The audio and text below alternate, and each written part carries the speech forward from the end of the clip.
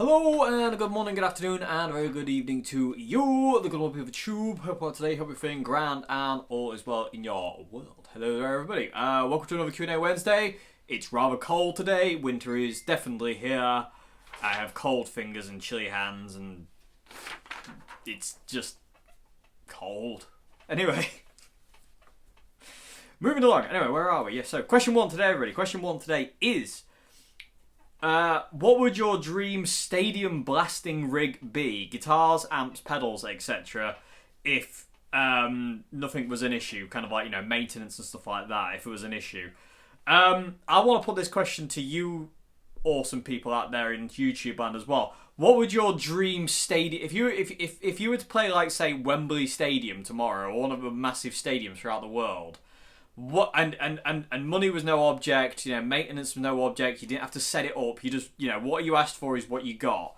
What would your setup be? Leave a comment in the comment section below. You know, just yeah, what would it be? I want to know what everybody else's would be. So mine, just because, and this is literally just because I want to know what it like. Well, I kind of know what it feels like, but I would just love to gig with this. Mine would be this, because I kind of have my dream setup with my Marshall MGs, my Boss Katanas, and my CL120. But if I was to think outside of that, say they weren't available, and it was kind of like, you know, you can have anything in the world, just name it, you can have it. Mine would be 3 Marshall double stack plexis, 100-watt super leads, all daisy chained together, wound all the way up, like, well, not wound all the way up, but turned up quite loud. All 3 of them on, none on standby, all 3 of them on, all 6 cabs going as well. So 6 4x12 cabs, 3 super lead 100-watt Marshall heads. Like, they have to be Plexi era as well. They have to be the old Plexis. You know, absolutely cranked to the teeth. Then I'd pedal wise, I mean, I'm going for the Jimi Hendrix kind of vibe, really. But I would kind of like have that as my kind of main kind of clean-ish kind of sound. It'd just be massive and fat and clean-ish and glorious, I think is definitely the word it'd be. It would have to have those Jimi Hendrix kind of like, you know, the salt and pepper cabs as well. You know, the old Marshall cabs. There's something special in those. Anyway. So it'd be those. So it'd be 3 of those, which would be immense. You know, especially cranked up, it'd be absolutely blow your head off. Guitar wise, I don't know, if I could have any guitar in the world, and I say what I'm going to try and do is I'm going to try and think of not about my guitars. I'm going to think about other stuff that I don't have. So, say for instance, like I turned up at a stadium to play. Yeah, right. Like that's never going to happen. And they said, "Oh, we've got all this, whatever you want. You know, you can have it, but you know, you don't. I don't have any of my stuff. What would it be?" So, guitar wise, it'd obviously have to be a Strat. And again, if money was no object, I would love like a 62. I just love 62 Strats. They're just kind of like that's my. The 62 Strat is always kind of, since I found out John Frusciante used a 62 Strat, it's always been kind of like, that number is just stuck with me. Much in the same way as Mike McCready's 59 Strat. When he found out that Stevie Ray Vaughan played a 59 Strat, even though Stevie's was a 62, with 59 electronics, Mike said that number stuck with him, 59. He's actually got it tattooed on him somewhere. Because all his favourite guitars are from 59. He's got 59 Les Paul, he's got 59 Les Paul Jr., 59 Strat. I think he's got another 59 Les Paul as well now. It's got no pickup covers, it looks amazing. But that number kind of stuck with him, and I'm kind of saying with the 62 Strats, there's just something about that year, and again, it comes back down to John Frusciante played one, you know, and because of that, it's just stuck with me ever since, and, you know, I just love it. So yeah, so we've got the Marshalls, so it'd be a 62 Strat. Pedal-wise, I think I'd go a bit crazy with pedals. It'd be a Voxwire Boss DS2. You know, in all fairness, I think pedal-wise would be basically what I use just now. I would love to hear it through 3 Marshall Super Leads. My pedal board, I'd absolutely adore to hear that through 3 Marshall Super Leads. I think it, yeah, especially in a kind of an arena setting, where you can actually get away with winding those things up. So I think, you know, pedal board wise, it wouldn't be too dissimilar to what I have now, you know, to be honest with you. But definitely amp and guitar, like, you know, I would ask for the pedals, I know. But amp and guitars, I could have, like, you know, anything, you know, other than my own guitars, you know, that would be what I'd go for. And especially the amps. I've always wanted to do a gig with Marshall Super Leads wound all the way up. Because there's just something about them wound all... I mean, I've been lucky enough to play through a lot of Super Leads and Super Basses wound all the way to the teeth. But I've never gigged that sound. And in all fairness, these days you can't gig that loud. Because the volume those things kick out is just absolutely insane. And there's no way you're ever going to be allowed to do that. Other than if you're playing maybe like a big arena, you know. And even then, I don't know in this day and age if you'd be even allowed to do it then. But maybe, well, I don't know. I mean, I don't know. But I've always wanted to do a gig with 3 double stack Super Leads on, you know, wound really high up, all daisy chained together, all kind of kicking out through 6 Marshall 412s. I've always wanted, you know, because again, coming back to Jimi Hendrix, you know, watching him at like Isle of Wight or the Royal Albert Hall or whatever, you know, those Woodstock. Woodstock, he only had 2 double stacks, but you know, those gigs where he's got those 2 going, and it's just like, I mean, because I know what it feels like, but I would love to know what it feels like in a live context, if you know what I mean. Because playing the Super Leads and the Super Basses in Old Hat wound all the way up when I worked in Old Hat was really awesome and really, really cool. But you were just playing for yourself. You weren't playing for a crowd or anything like that. And I'd love to know how it makes people respond and react. It'd be very interesting to me to do that. Maybe one day I'll find a venue that'll actually let me do it, and you know, if I can get hold of 3 double stacks, especially Super Leads, maybe that might be an idea. Maybe at some point, I would love to do it at some point. I think it'd be absolutely awesome, just to kind of like, just to know, just one gig, even if it was just like for 2 songs or something like that. You know what I mean? And then turn everything back down again, just to know what that felt like, to be kind of like, you know, to be in front of them, and also to kind of have people there to experience it as well. I think it'd be amazing. So yeah, so my dream rig pedal wise would be kind of pretty much exactly what I have, just because I love what I've got. So I'd probably ask for pretty much exactly what I have pedal wise. Amp wise, it'd definitely be those Super Leads, and guitar wise, it'd have to be like a 62 Strat. Again, if money was no object and it was just kind of like, you know, fill your boots and go a bit crazy and just kind of like, you know, have a blast, then you can't use your stuff. You've got to use other people's, other stuff, so to say. You know, that'd be what I would pick. So, people of the tube, let me know in the comment section below, what would you have? You know, if money was no object and nothing like that was an object, what would it be? Okay, so yeah, I hope that's the question. I'm going to move on to question 2 now. Question 2 is, do you ever like to experiment playing in the style of an artist using tones the artist doesn't normally use? For example, playing Jimi Hendrix riffs on a humbucker guitar, or using different amps to what that artist used. Yeah, I mean, I enjoy that. I mean, I like playing kind of stuff like, I like playing kind of Offspring and Green Day with single coils, or Metallica with single coils. I mean, I did that for years. I learned when I was in my Metallica phase. I played all the Metallica stuff on my white Strat. You know, I never played any Metallica stuff on my Les Paul. I just didn't. I had no desire, so I played everything on a single coil. And also other things like I say now. I mean, last night I was playing Offspring songs and Green Day songs, and I was playing them on my my SG. And my first ever Oswald as well. So technically they're single coils, and I'm playing them for a Marshall, which Billy Joe does use Marshall, but the Offspring use Mesa Boogie and VHT amps, and I think they're using Axe Effects now. I don't think they're even using amps anymore.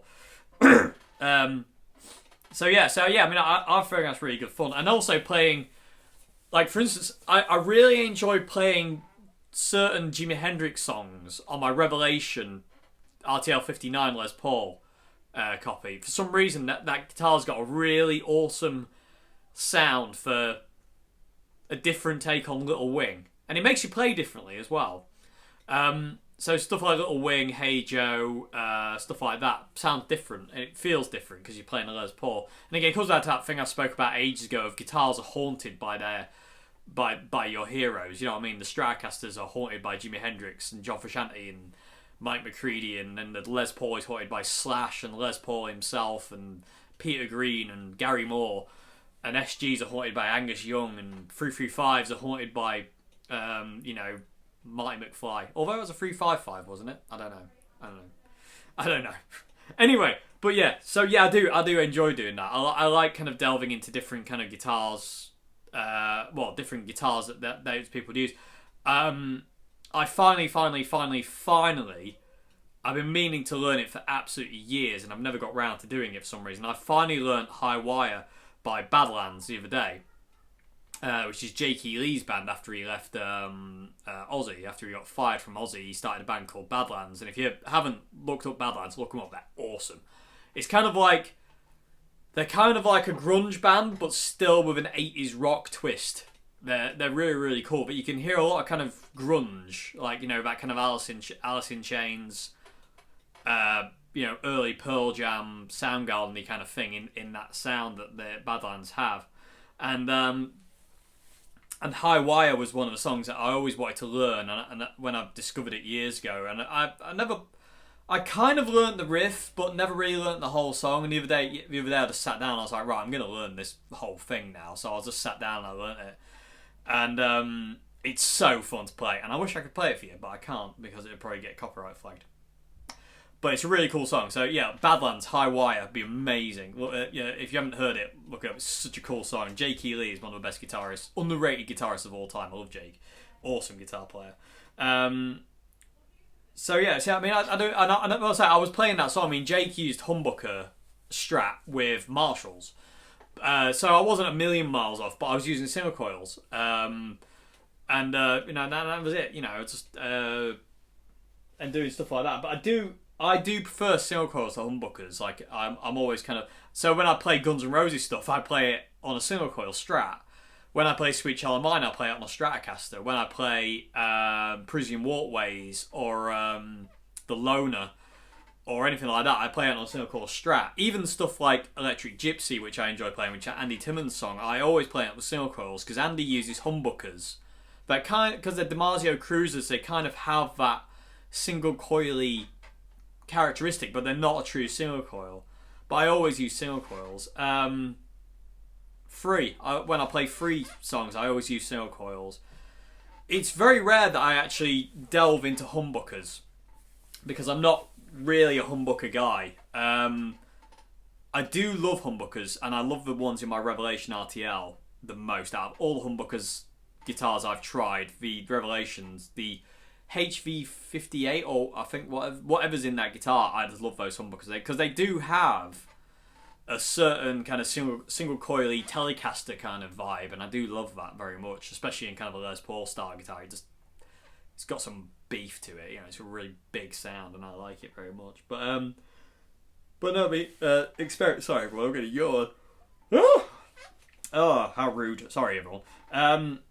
So yeah, experiment with different tones and stuff like that. Yeah, I mean, I do it all the time. I just enjoy it. Like, for instance, like when I play Metallica, I don't change the sound I have. I just play the song. I remember when I was in my Pantera phase, I used single coils all the time. And when I was studying, when I was in London at the ICMP in London in 2007, 2008, we had to learn Pantera's song. Cowboys from Hell. We had to learn that. We had to perform Cowboys from Hell live. So we had to learn it. And I did it on my white Strat. Was it my white Strat or was it my red Strat? It was one of them. I'm pretty sure it was my white Strat I learned that on. I don't think I didn't do it on my I didn't do it on a Les Paul. The only Les Paul I had at that time was my Epiphone. And I think the only time when I was in London I used the humbucker was when we did Still Got the Blues by Gary Moore. I didn't even use it for that, actually. I'll tell a lie. I used it for American Idiot by Green Day, and that was it. But yeah, because, I just really like playing Pantera on my Stratocaster. Again, I'm comfortable on my Strat. I don't really feel like I need humbuckers. You know what I mean? Yeah, it might not sound 100% correct, but, You know, I'm not going to get hung up on that kind of thing. You know what I mean? That's not going to kind of like, oh no, what happens? You know, I'm quite happy not to kind of like, I don't have to use Dimebag Darrell's Razor guitar just because I'm playing Dimebag Darrell's songs. You know what I mean? I can play it on a Stratocaster. Yeah, I'm not going to start playing Cowboys from Hell and the guitar falls apart just because. So yeah, I mean, I love doing that, and the thing is, it gives songs a different sound as well. If you play Guns N' Roses on a Stratocaster with single coil pickups, and you do Sweet Child of Mine, it sounds different. It's still the same thing, but it's got a different vibe about it. It's got a different feel about it. And it's like the same thing if you play Little Wing on a Les Paul or an SG or a 335. They're totally different sounds, but they're all valid. You know what I mean? It's really, really cool to mess around with that kind of thing. So yeah, I do that, and I reckon it's really good fun, and I'd recommend it, definitely. It's like, you know, if your favourite artist uses Mesa Boogie and you've got a Marshall, then just play the song. You don't need a Mesa Boogie. You know what I mean? It's fine. You know, I like playing along to Alter Bridge songs. You know, I like playing like stuff like Blackbird and stuff like that. And again, I just use Marshalls and single coil Stratocasters, whereas, you know, Mark Tremonti uses Mesa Boogie triple rectifiers and PRS, and Miles Kennedy uses diesel amps, and I think he uses Wizard amps now though, doesn't he? You know, and they all both use humbuckers. I don't, you know, and because I don't really particularly like the sound of humbuckers, it's not a sound that I really get on with. So I'll just use my single coils because I prefer it. You know, it's just one of those things. But I reckon it's good fun. Again, and it just breathes a different kind of air into the song. Really, it's just kind of it's just a little bit of a different slant on things, which is really good fun. You know, it's really, really cool. Playing Master of Puppets on a Telecaster instead of using an Explorer with EMG humbuckers is definitely cool, and it makes you work for it more because you've got single coils. You don't have as much kind of like thingy there. But anyway, you don't have as much forgiveness there. Anyway, but yeah, I mean, I enjoy doing that. It's really good fun, and I say it just you can get all sorts of different kind of different feels, different sounds, different vibes from it. You can totally alter the way a song sounds by the guitar you use. It's quite incredible, really. Yeah, it's really, really cool. Yeah, because I was learning the other day.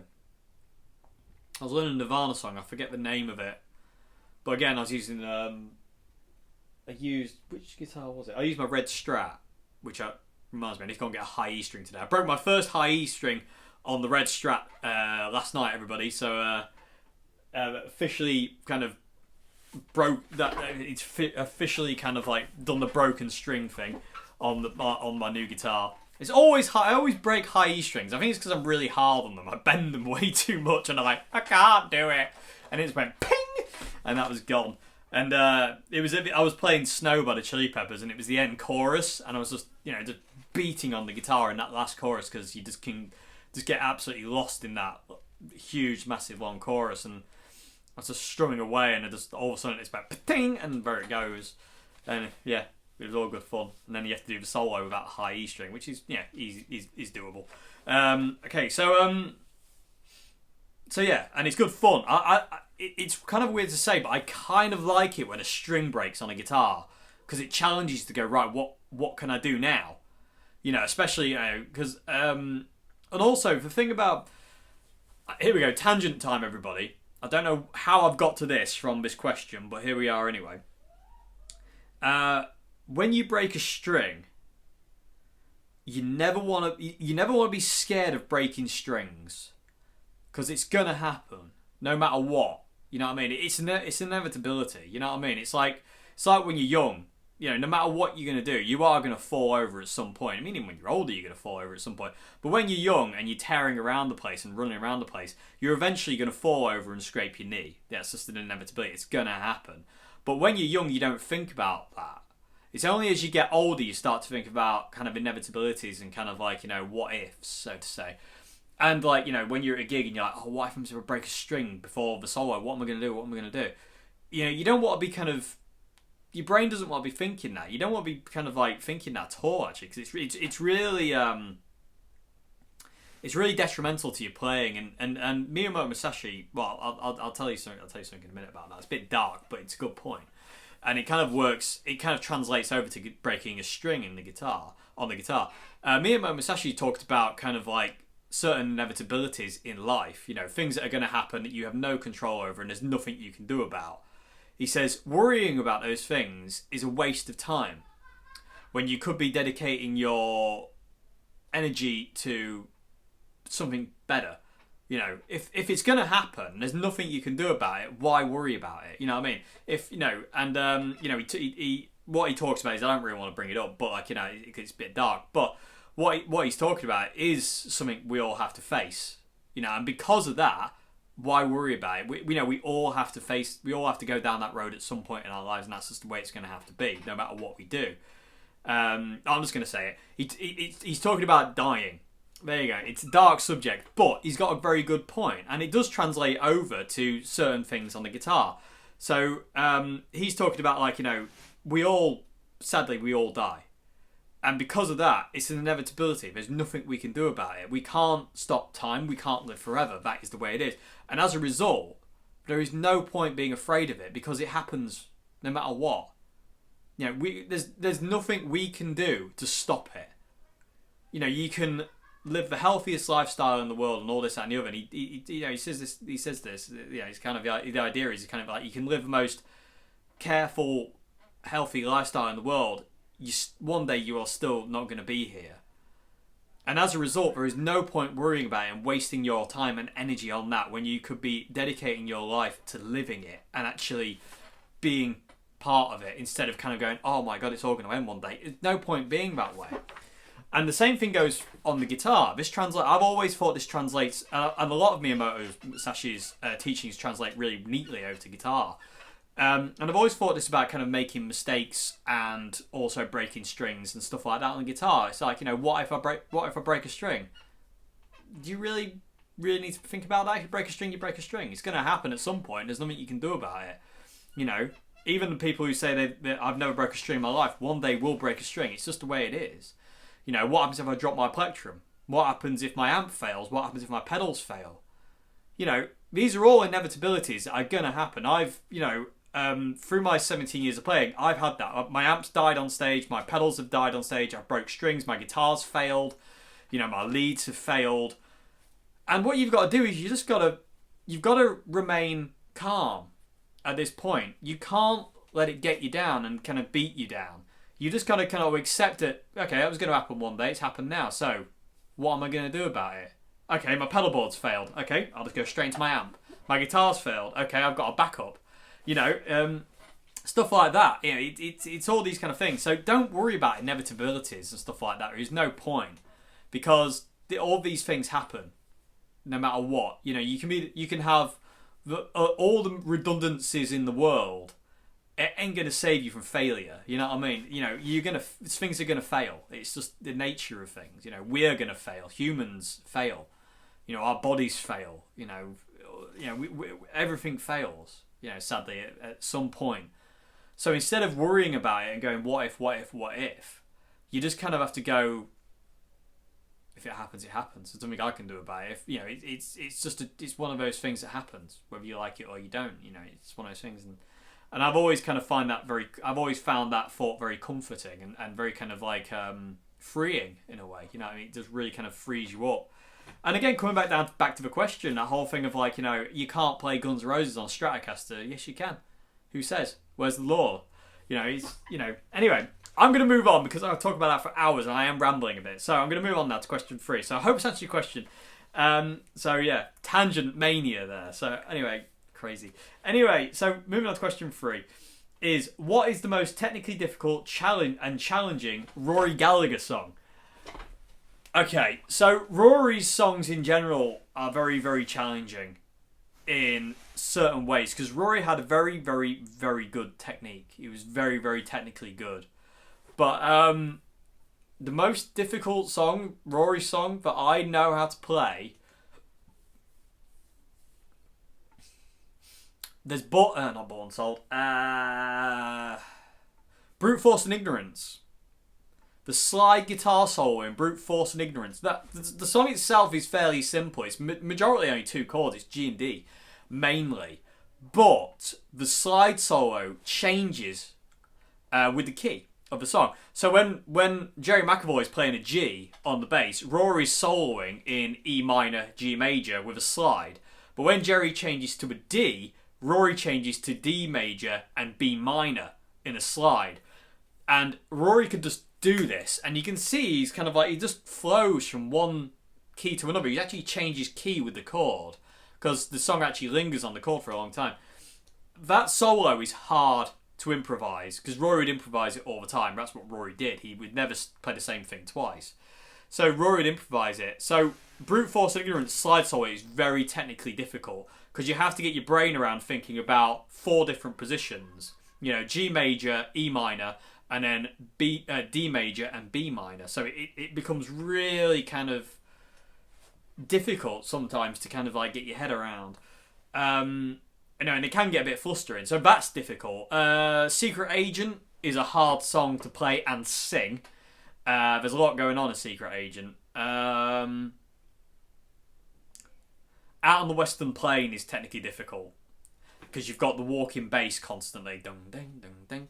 And again, I wish I could play these songs. Out on the Western Plain is technically difficult. You're in Dadgad tuning as well, and it's an acoustic. Rag Mama Rag. Now, that's a song. I don't know. I can't remember who it is originally, but Rory plays it. It was part of his acoustic set for a while, and it's like it's a ragtime blues, and Rory plays it on his resonator at the Rock Palast Festival in I want to say 74, but I don't think that's right. And literally, I have never seen. It's incredible. Because he's doing walking bass lines, melody lines, and this crazy kind of like Travis picking stuff while singing. And it's like, wow, what the hell am I watching?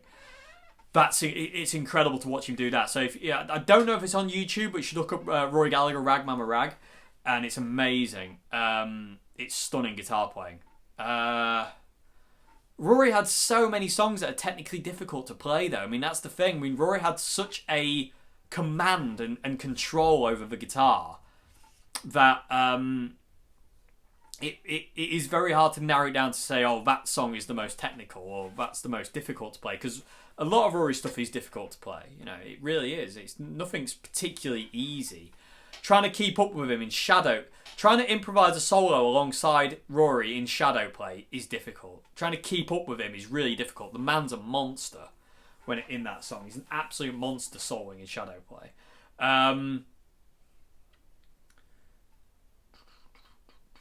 Same thing with I Wonder Who. Trying to keep up with him in I Wonder Who is difficult.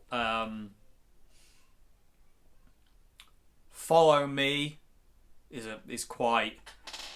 difficult to kind of keep up with as well. I mean, that's the thing about Rory is Rory. Or if you take away his technical side, his energy and how frantic he is really hard to kind of keep up. And the intensity, that's the word. Trying to keep up the intensity that Rory had is really difficult.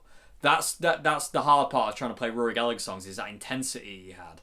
You know, if you listen to like Million Miles Away or any of those kind of songs like that, it's like, you know, stuff like Souped Up Ford and stuff like that. It's the intensity that he has is insane. It's so powerful.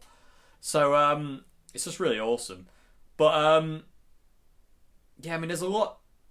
In all fairness, I wouldn't like to say what song is the most technical, because, like I say, they are all mental. Really, they're all crazy in their own way. Even stuff like Tattooed Lady, you know, it has some crazy parts to it. You're like, what? You know, it's kind of difficult to kind of play and stuff like that. And you know, there are certain things that Rory does that are like, how are you doing that? You know, even now I'm like, hey, what is he doing? Yeah, so I don't really know technically difficult, challenging songs, because they all are in a way. You know what I mean? They're all really difficult in a way. Even stuff like I Fall Apart and some of the taste stuff like Morning Sun by Taste. Learn the Morning Sun riff and try and sing over the top of that. It's what? It's like, how are you doing that? How are you singing over that riff? It's ridiculous. I don't know how he did it. But Morning Sun is a great song. It's got such an awesome riff. Same with Blister on the Moon. What's Going On? All these songs are really, really cool. But they're really, really challenging to play because Rory was such an absolute monster guitar player and a singer as well. I mean, that's the thing. He's like, his singing was stunning, and how he could sing over what he was playing was incredible. And those little scats he would do where he would sing with his guitar. So he would be playing like melody lines on his guitar, but he'd be singing them with his voice as well, and then he'd harmonise his guitar with his voice, and it's just like the man was a genius. He was just Rory was a genius. He really was, and he's not. Rory isn't overlooked, but he is overlooked in my opinion. You know what I mean? He doesn't get the kudos he deserves, and he doesn't get as much as respect as he deserves. He does get overlooked by certain other guitarists of that era, and I think Rory was just out on his own. He was on his own. You know what I mean? He was just an absolute force of nature that I don't know many people who could have kept up with Rory. And I'm lucky enough to know somebody who, well, my friend Ian met Rory a few times, and Ted McKenna, Rory's drummer for a while, was my friend Ian, his band Strange Ways. The drummer in that was Ted McKenna's cousin. He's related to him. I'm pretty sure it's his cousin, but I could be wrong with that one. But he knows him, because he's family. So Ian's drummer is family with Ted McKenna, and I was talking to him about it, and he said because he used to play in Alex Harvey band as well. Ted McKenna did. He was in Alex Harvey band first, and then he obviously went to Rory after that. And he said he'd never been as fit physically as when he toured with Rory. And it was one of those things if Rory didn't have a set list, and Jerry McAvoy said there was no set list. It was like, Rory started a song, you better be ready because he's going, and you better be with him. So it was kind of like incredible. Yeah, those things, you've got to be switched on with him because he's just going to launch into something. You could do Tattoo Lady and then he'd just launch into Secret Agent, and you have to be ready. You had to know what was going on. It's quite incredible, really. And like I say, he just got so physically fit from playing with him because he was just the energy you kick out was incredible. So it's fascinating, really. It's amazing. Rory was just a monster, absolute monster. Anyway, I'm going to have to move on, otherwise I'm going to run out of time because I'm going to talk about Rory Gallagher for about 60 hours, which I could easily happily do. So, okay, moving on to question 4 now, everybody. Question 4 is, what's a good setting on the Boss Katana 100 for a Noel Gallagher sound? Okay. I'm guessing you've got humbuckers. You didn't tell me what guitar you had, but I'm guessing you got humbuckers. What the setting I would go for if I was after a Noel tone would be, I would go to the lead mode. So I'd set the amp to lead. I would have the gain about 3/4, so about 3 o'clock. So over that way. If that's 12 o'clock, it'd be there. And I'd have then the channel volume all the way up, so it'd be cranked all the way to the right. I'd then have bass, because it's humbuckers, I'd have bass at 9 o'clock. So that way. Middle and treble I would leave alone. I would turn them all the way down, turn them to the left all the way down. I wouldn't use them. Then I would have the green delay on. And I would have the delay set about 10 o'clock, maybe 9. So it'd be somewhere like there, or like between there and there is where I'd have the delay. Maybe a little bit more, maybe towards 11. I don't know. It would depend on how the guitar's responding with the amp. But I would have a bit of delay on because Noel used delay a lot. Echo technically, because he had the space echo, but delay, same deal. But I would use the green delay, and I'd have it somewhere between 9 and 11. So you'd have to kind of like find where it wants to be. Then I'd have reverb about 9 o'clock, and I'd have that on the green setting as well. So it'd be green reverb 9 o'clock, and then I'd have presence. I would start with it at 12 o'clock. I would start with presence at 12 o'clock, and then if it was too dark and woolly and it wasn't cutting enough, I'd boost it. Maybe even to full out, you know what I mean? But I would use the presence to add the sparkle. But that's what I would do. So I'd have it on the lead mode. Gain would be about 3/4, so 3 o'clock. volume would be all the way up, bass would be about 9 o'clock, middle and treble would be on 0, green delay somewhere between 9 and 11. I'd have reverb on green settings somewhere I'd have it at 9 o'clock, I think. Maybe 9, 10 o'clock would be max. And then I'd have a presence either at 12 o'clock, or all the way up, or 3 o'clock. You'd have to tweak to kind of like your guitar for that. But that would be the setting I would go for a Noel tone. That should give you enough gain for the solos, but still retain the clarity to do all the kind of cleanish, picky things Noel would do with chords, but retain like the girth, so to say, of the sound. So yeah, that would be that's what I would kind of recommend. So you might have to tweak and tweeze that, to kind of like your guitar and your setup. But yeah, that's how I would set up a Boss Katana if I was going for that kind of Noel Gallagher song. And I wish I could show you, but I can't because I'm not allowed to play Oasis songs. Oh, my neck. Just cricked my neck, everybody. Oh, that hurt. Anyway, so where were we? So that would be the... oh, that really hurt, actually. Oh, you ever do that? You just get like a... Kind of like you just twist your neck too quick to one way. You're like, oh! Maybe I'm just getting old and useless. Maybe I should be thrown on a rubbish tip now. Okay, so yeah, so that would be the Noel setting that I would recommend. Like I say, you might have to tweak that depending on your guitar. Depending on how dark your guitar is, depending on what your guitar is. If you are using single coils, beware of the presence and boost the bass to 12 o'clock instead of 9. But if you're using humbuckers, go by what I kind of maybe do that. But okay, you will have to tweak that. Okay, so moving on to question 5 now, everybody. Question 5 has a few bits and pieces. I've broken my neck. Get me a brace. Okay, so neck 5.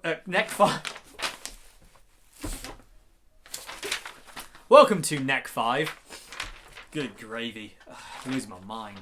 Okay, so question 5 is, what's your favourite non-Fender Strat?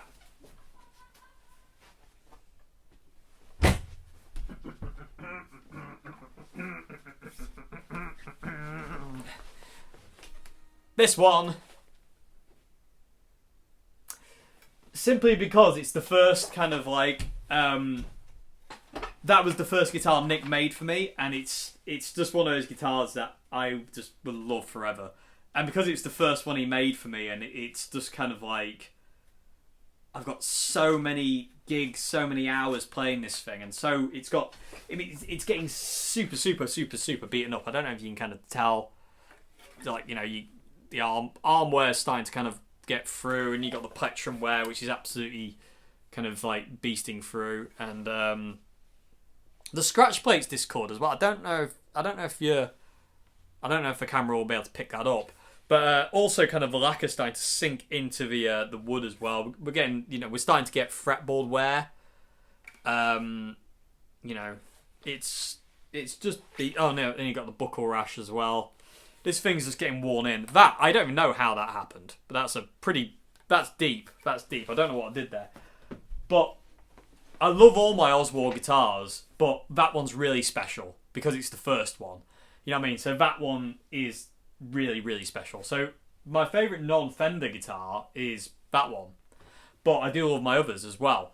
They're all gorgeous and I love them all to pieces. I love them all equally, but that one is special. You know what I mean? It's like the 62 on my white Strat. This one is really, really special. Well, saying that says they're all special. I love them all. But my favourite non-Fender guitars, Stratocaster-wise, are the Oswalds. I love them. I absolutely love them. I think Nick makes absolutely... I would put these up against anything. Any day of the week, I'd put these up against anything. I think they are absolutely stunning, and I love them. And I just think that Nick makes awesome guitars. He makes absolutely awesome guitars, and I love them to bits. So yeah, that's my that's my favourite non-Fender. That's my most special non-Fender guitar. So yeah, I love it to bits. So the next part was, what's your take on the John Frusciante album Niandra? I love it, and usually just a t-shirt. It's one of my favourite John albums. I think there's so much in there you can kind of learn from. It's just so much awesomeness in there. It's so cool. I love it. I absolutely love it. And I can still remember like first hearing it and going. Well, actually, the first time I heard it was I heard John doing. What was it? I can't remember what it was. He was doing one of the songs off "Usually Just a T-Shirt," and I was just like, I was like, what is that? So I had to get the album, and I was like, oh, this is amazing. Songs like "Running Away Into You" and stuff like that. You know, and "Mascara" and stuff like that is amazing. Mascara on there? Yeah, I think it is. I don't know, maybe I'm going wrong. I don't know. Oh, really up my neck. Anyway, but yeah, I love Niandra. I love Usually Just a T-Shirt. You know, that album itself is just ace. It's so cool, and it's kind of like, you know, like the birth of John, so to say, in a way. I really like it. I love the guitar playing as well, and the guitar tones are so cool. It's just, you can tell it's like a little 4-track tape thing. It's so cool. And if it wasn't for Perry Farrell, we wouldn't have that album, because it's Perry Farrell who convinced John to release it. So thank you, Perry. So yeah, I love it. I love Niandra. I'm gonna have to start speeding up a bit because I'm gonna run out of time. Okay, so yeah, I really love Niandra. It's one of my favourite John albums. Are you going to make more theory lessons on how to play like John Frusciante? Yes, I will do more theory lessons on how to play like John. John is mainly a pentatonic guitarist. He doesn't really step outside pentatonics. You know, if you're in D minor, you can guarantee John will do a solo in that scale. But John plays a lot across the neck, not up and down. John will play up and down, but you always see him moving around. He's never kind of static in one position. If you watch him kind of doing, you know, the last solo in Scar Tissue at Slain Castle starts here and ends here, but he comes all the way down to there at some point. So he spans, you know, the neck from here to there. You know what I mean? There's a lot of places he goes, and he finds all these different tonalities and stuff, you know, and all these different melodies, and it's just good. And you know, John would do that, you know, playing across the neck kind of thing. So yeah, I will be doing that at some point, definitely. And also talking about his simplistic guitar solos. You know, there's a lot of that kind of like,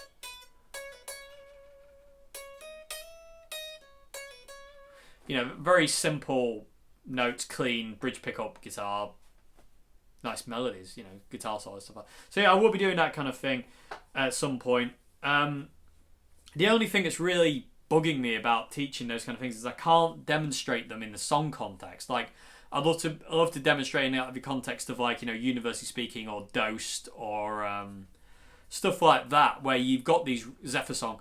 It's really lovely, clean, simple guitar solos. Californication being the most classic, I think. It's one of the best guitar solos he ever did, I think. In my opinion, definitely. The original Californication solo is just gorgeous. Perfect. Absolutely perfect guitar solo for that song. And I'd love to demo them in kind of like context, but I'm gonna have to figure out a way not to do that because of silly copyright law. You know, even though it's teaching, but I suppose that doesn't mean anything. But yeah, I mean, I will talk about that more in a video, you know, at some point when I get to. But yeah, John is mainly pentatonic guys. You know, he doesn't use. There's nothing really kind of like out of the box, if you know what I mean. He's just, you know, and that's the point. It's complex, but it's simple. If that makes any, I don't know if that makes any sense whatsoever. But there's a lot in John's playing that kind of like it does. Again, it all comes out of pentatonics. You know, there's so much to be said for pentatonics. You know, it really is. It really is It's so important. It's so important. So yeah, I will be doing that at some point. Definitely, it's just getting my head around doing it and trying to avoid copyright kind of infringement and all that lovely stuff. So moving on, I'm gonna have to trim this beard down as well. Okay, so question 5. Why did I even say that out loud? I don't know. Question 5. Still in the next part. Question 5 is: do you think playing acoustic guitar will help you get better with your electric playing? No. I personally don't think that. I mean, I personally don't agree that your first guitar should be an acoustic guitar either.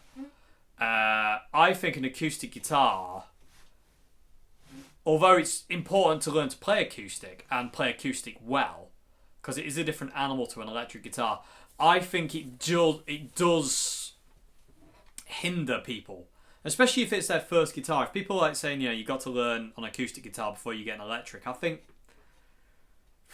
they might not even get to anywhere. They might get that frustrated with the acoustic guitar. They might not even want to play electric eventually. You know, it might not, if this is what I got to play. Because when people used to come into Old Hat and they would recommend, like, you know, oh, my son wants to learn to play guitar, what would you recommend? I would always go to the electric guitar section and go, right, you want this little practice amp, you want this electric guitar, set it up with gauge 8 strings, you know, get low action on it, we'll do that for you. And let them, you know, let them bash around the electric guitar.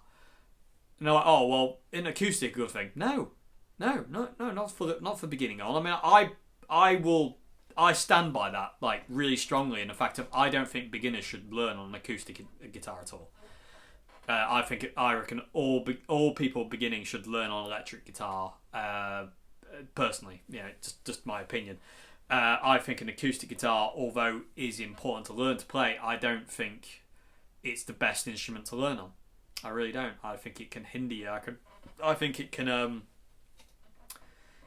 make unnecessary struggles and make things really difficult, especially when people buy nylon string acoustic guitars for people. You know, you learn to play on this, and then we'll get you an electric guitar. And it's like it's a nylon string acoustic where, you know, you've got the actions like that high and the neck's about that wide, and it's made for kind of that gorgeous classical guitar playing that's, you know, technically it needs that wide neck and those strings to kind of create that kind of warmth. It's no good for learning Wonderwall on. You know what I mean? You know, it's a lot more fun to have an electric guitar with distortion to learn those things on and find your own voice that way than an acoustic guitar. I do not believe for 1 second if you want to encourage somebody to learn I don't believe for 1 second if you want to encourage somebody to learn guitar that you should point them in the direction of an acoustic. It should always be in the direction of an electric guitar, because you can get away with so much more of an electric guitar and they're just more comfortable. You know, they're just more fun.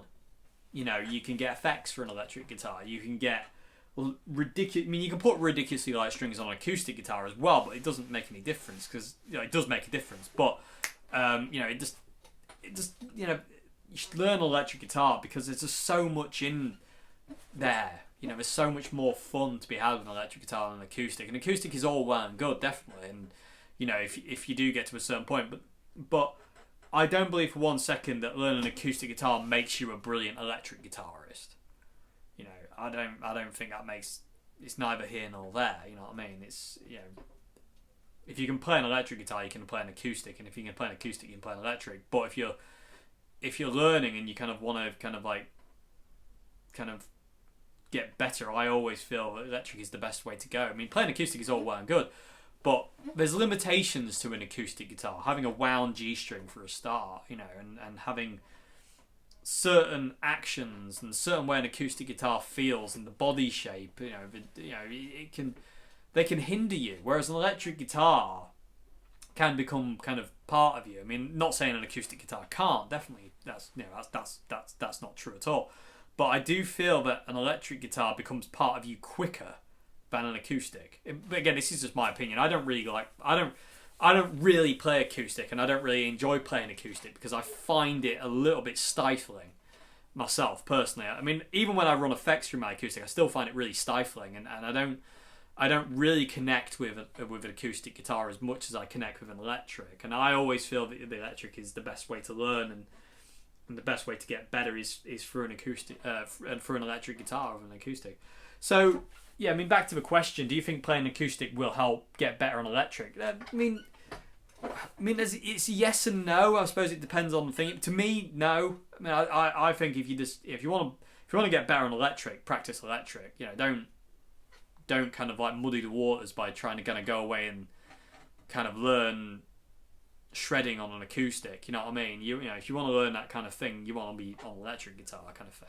So yeah, I mean, I don't personally believe that. I don't personally believe acoustics are the be all and end all when it comes down to getting better on the guitar. It's like, you know, you might get some finger strength out of it, maybe because it's what it is, but I personally believe that electric guitar is the best instrument guitar-wise to learn on. You know, for everything really. Even if you're learning acoustic songs, there are a million different acoustic songs I've figured out on electric guitar that when I go over to play an acoustic, I find it easier because I've already learned it on an electric. You know, I learned Stagger Lee by Mississippi John Hurt.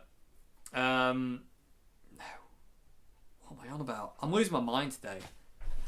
Sorry everyone, I had to check that because I think I'm going crazy. I'm losing my mind today. I don't know I do know what's wrong with me. I'm not. My brain isn't functioning very well recently, everybody. I'm not functioning. Let's just put it that way. But anyway, Stagger Lee by Mississippi John Hurt. I learned that on electric guitar because I just found it easier to to get it on electric. When I went over to acoustic guitar to play on acoustic, I could just do it. You know what I mean? It's one of those things. And Stagger Lee's really hard to play because you got that constant bass line, ding ding ding ding ding ding ding ding, and it's really really cool. But yeah, I don't personally think that spending hours and hours on an acoustic will make you any better than electric than just spending hours on the electric. You know what I mean? I would always recommend electric over acoustic any day of the week. Acoustic is fun and it's really cool, but there's just so many more possibilities with an electric guitar than there is an acoustic, and I just feel that acoustic guitar can be a little bit stifling to creativity sometimes, and also certain other things here and there. I mean, there are amazing acoustic guitar players like Tommy Emmanuel and John Butler, and Martin Carthy, but just what they do with an acoustic guitar is just yeah, absolutely amazing. But for me, from my perspective, I personally think that electric guitar is just king in my world. You know what I mean? Electric guitar is king in my world. But again, it comes down to kind of your personal opinion. If you find playing acoustic, it makes you feel like you're getting better at electric guitar, then do that. I can only ever talk from kind of my own experience, I'd say, really. So, you kind of have to kind of judge it for yourself on its own merits. For me, I just found spending hours on electric guitar was just the way to get better on electric guitar. You know what I mean? As weird and as maybe silly as that sounds, but yeah, that was it for me, really. I just love the electric, and I just find it is an extension of me. I do feel the acoustic is an extension as well, but not as much. I do feel a bit kind of more hindered by it, although I do enjoy playing acoustic every now and again. Anyway, I'm going to move on, sorry. But, anyway, hope it's not a big question. You also asked, how much time do I spend on acoustic? Not a lot. Not a lot. I mean, I don't... In a week of playing, I'll probably pick up the acoustic maybe once or twice, if that. I mean, I don't really play acoustic guitar at all. I play electric guitar all the time. I just prefer the sound. I prefer the way it feels and the way it communicates with me more. I don't really spend much time on an acoustic guitar at all, unless I just kind of get led in that direction. You know what I mean? It depends how I feel, but most of the time I just pick up an electric. So, final part, question 5 is, what is the best overdrive pedal you've ever played? Oh, there's so many. There are so many overdrive pedals that I've played that I've gone, this is amazing. There are so many. My favourite overdrive pedals of all time are the Golden Plexi by Tone City, which isn't really an overdrive, it's more of a distortion, but if you run it really low on the gain, you get an amazing overdrive, kind of cleanish kind of sound, and you get a really cool kind of overdrivey Steve Ray Vaughan kind of sound, which I really, really like. And the Marshall Jackhammer is my other favourite overdrive. I love that pedal to bits. That's probably my favourite. That's probably my all-time favourite, the Jackhammer. Actually, no, it's definitely on par with the Tone City. The Tone City and the Golden Plexi are definitely my favourite. The Golden Plexi and the Jackhammer are definitely my favourite. He's a clever boy, everybody. They're definitely my favourites. But, I like Tube Screamers. I love the TS9. I had a TS808, which was okay, but I borrowed a TS9. Actually, my friend sent me a TS9 to demo, and the TS9 was just, glorious. The TS9 is stunning pedal. I love it. There's also the Snake Oil pedals that I demoed recently, the Very Thing. Overdrive. That is awesome. I am in love with that pedal, overdrive pedal. It's absolutely stunning. I adore that pedal. and it really feels good. You know what I mean? It really feels like a real. I just love it. I love that pedal. What else have we got? The Green Carrot pedals, Cornstar, love that. That gives you an awesome overdriven kind of sound. There's so many. There is so many. The Marshall Bluesbreaker pedal, Bluesbreaker 2, is a great overdrive.